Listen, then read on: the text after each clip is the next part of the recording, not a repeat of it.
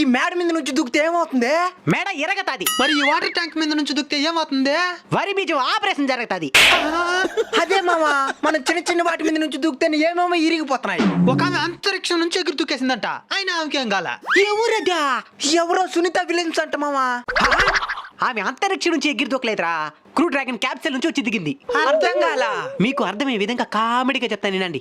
ఆకాశంలో international space station అని ఒకటి ఉంటది. దాంట్లో పనిచేయమని చెప్పి 2024 జూన్ 5వ తేదీన సునీత విలియమ్స్, బ్యారీ విల్మోర్ అనే ఇద్దరిని రాకెట్లు పెట్టి వదిలేరు. సరే పోయినారు, చెయ్యాల్సిన వర్క్ అంతా వారంలోనే కంప్లీట్ చేసుకున్నారు. తీరా తిరిగి వచ్చేద్దాం అనుకుంటా వచ్చిన బండి చెడిపోయింది. అదా మెకానిక్ షాప్ లో చూపించుండేదా?